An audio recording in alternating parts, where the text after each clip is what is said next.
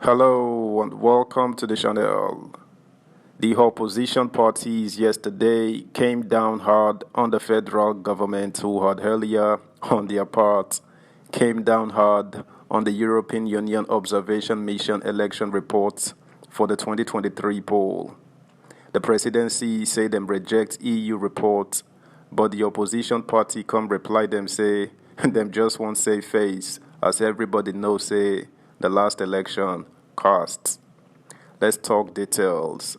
Subscribe, like, share, and comment. Thank you. Opposition attacks federal government as presidency lambasts EU poll observers.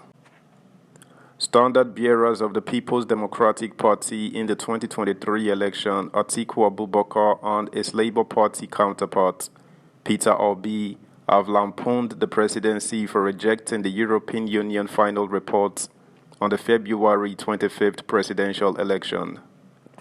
The EU Observer Mission in its report faulted the polls owing to enduring systemic weaknesses. The election outcome has been disputed by the PDP and the LP on their candidates, who alleged that the polls were not credible.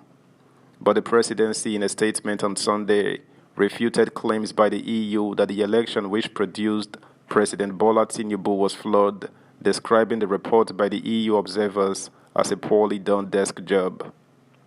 The chief observer of the EU election observation mission, Barry Andrews, in a press briefing last week, noted that the election exposed enduring systemic weaknesses and therefore signaled a need for further legal and operational reforms to enhance transparency, inclusiveness, and accountability.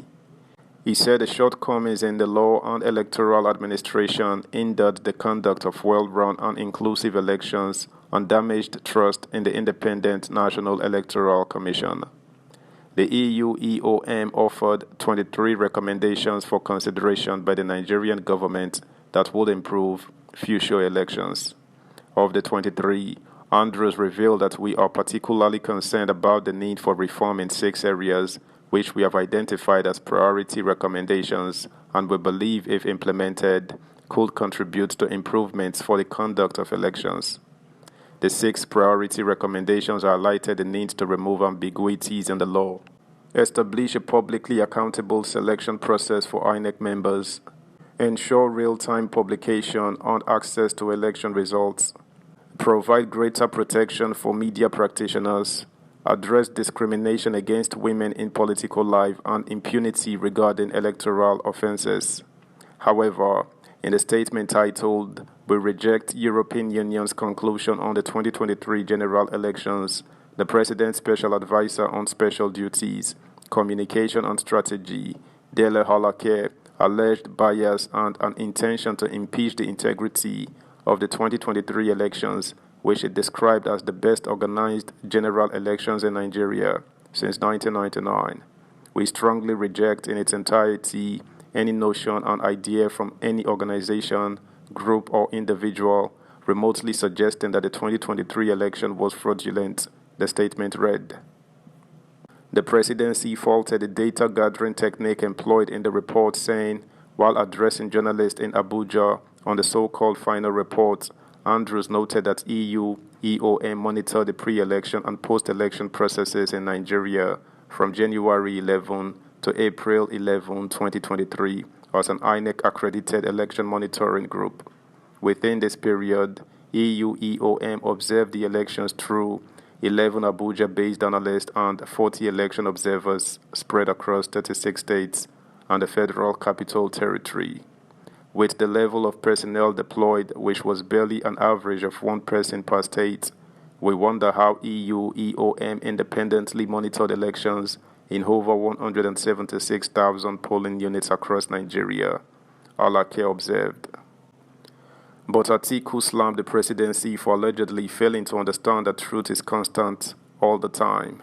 The special assistant to the ex-vice president on public communications, Mr. Frank Schreibu, said the EU's final report on the 2023 polls showed that the outcome of the election was not a reflection of the will of Nigerians who trooped out to cast their ballots. He knocks the presidency on Al-Akir for trying to discredit the EU report. Shoaibu said even the dead knew that the last election lacked credibility, adding that INEC had been unable to explain why nearly 5 months after the election, the complete result was yet to be uploaded on its results viewing portal. He said even primary school children who did not vote know that INEC failed woefully and that Tinubu rigged the last election. The presidential election was held on February 25th, 2023, and yet, as of July 2nd, 2023, the result of the election has not been fully uploaded. This is despite the fact that this election was the most expensive in the history of West African politics. How can an election in which the full results have not been fully uploaded after nearly 5 months be described as credible by any sane human being? Shoaibu described as nonsensical Al-Akir's claim that the EU was a meddlesome interloper for discrediting the poll. According to him, it is hypocritical for the Nigerian government to receive millions of euros from the EU as election funds and then turn around to claim that the body had no right to make comments on the election. The EU said in September last year that it budgeted 39 million euros for Nigeria's 2023 election. Most of the funding went to INEC as election support. The EU not only provided training for INEC staff, but also donated equipment only for INEC to conduct a shambolic poll. So why would Al-Akir claim that the EU has no right to speak when it was the largest single donor to INEC? Mr. Al-Akir should rather be quiet rather than try to defend an indefensible, he noted. Article 8 further argued that the results in states like Rivers show that the election was far from credible. Subscribe, like, share, comment, and please turn the notification bell on. Thank you. On his part, the chief spokesman for Obidati Campaign Council, Yunusa Tanko, disclosed that the EU mission downplayed what transpired in the February polls, while stressing that the electoral umpire is truly not independent as presumed. Tanko knocked the presidential spokesman for trying to hoodwink Nigerians into accepting his narrative. He said, "I think the EU has tried enough by playing down the truth. What they did was an attempt to give a balanced report. If the EU observers were to be more critical, the report would have been worse. We are talking about 2 elections that took place on the same day, where the 2 results were being uploaded into the IREV as stipulated by INEC. One of the results, which was the most important, was deliberately stopped from being published for public view, according to what happened at each of those polling units. How can you tell me that particular election was credible? Going further, this same election saw where people being ethnically profiled and denied to vote for the candidate of their choice because they hailed from a particular region." That's the news, guys. Thanks for listening. Until next time, bye.